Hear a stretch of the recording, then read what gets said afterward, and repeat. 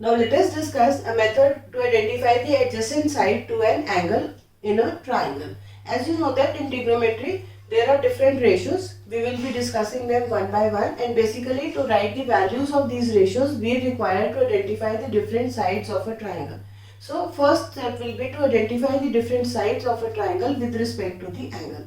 So now what we are trying to discuss in this concept is basically identifying the adjacent side to a angle in a triangle. So for example, in a triangle ABC, the adjacent side to an angle can be identified with the help of the fact that for a triangle, for any angle, we can draw the angle if we have two lines and the point and the, or we can say we should have two intersecting lines, and when these two lines intersect, the point of intersection, at the point of intersection an angle is formed. So now if we try to identify the adjacent angle, or we can say the adjacent side to the angle A of the triangle ABC, what I will see that in a right angle triangle ABC, if angle B is 90 degrees, so AC will be the hypotenuse for the triangle. So adjacent side will be that side which is involved in forming that vertex with the hypotenuse. That means if we want to find the adjacent side to the angle A, now AC is the hypotenuse, so the side that is involved in defining angle A is AB and AC. Now AC is the hypotenuse, so AB is the side and which is involved, so AB will be considered as the side adjacent to angle A. Similarly, if we want to find the side adjacent to angle C, again the method will be the same, because angle C is being formed by two sides. The sides are for angle C, the two sides are AC and BC. Now AC is the hypotenuse because AC is in opposite to angle B and angle B is 90 degree. So AC is the hypotenuse in the triangle.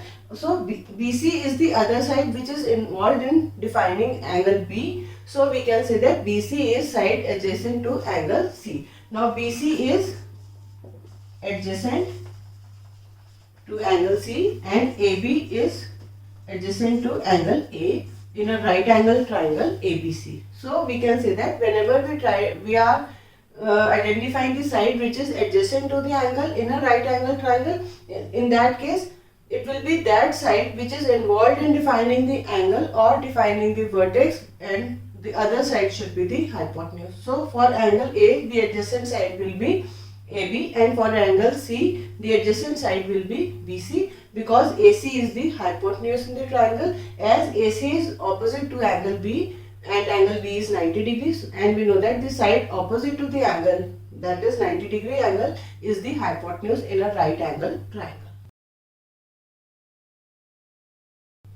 So now let us apply the concept to identify the adjacent side of a angle. We see that in the figure, a figure is being given here, and we are supposed to find the side adjacent to angle N in a right angle triangle NCD. That means side adjacent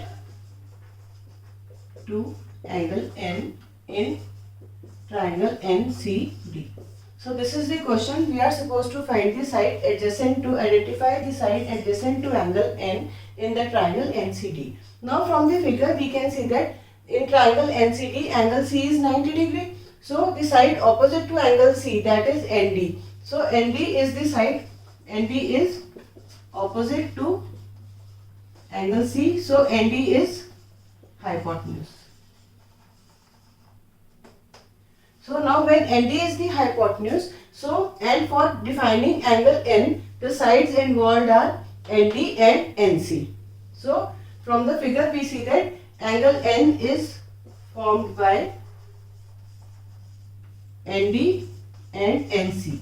Now ND is the hypotenuse, so NC is the side adjacent to angle N in a right angle triangle NCD. So this is how we can identify a side which is adjacent to an angle in a right angle triangle. For this, what we have done, we have first identified the sides that are involved in defining the angle N, and we have seen that the two sides that are involved are ND and NC. In the next step, we have to identify the hypotenuse, and we know that hypotenuse is the side opposite to the angle, and that is side opposite to the angle 90 degree, and in the figure we see that angle C is 90 degree, so ND is opposite to angle C, so ND is the hypotenuse. Now as angle N is being formed by ND and NC, now ND is the hypotenuse, so NC is the side that is involved in defining the angle N, and this is the side adjacent to angle N.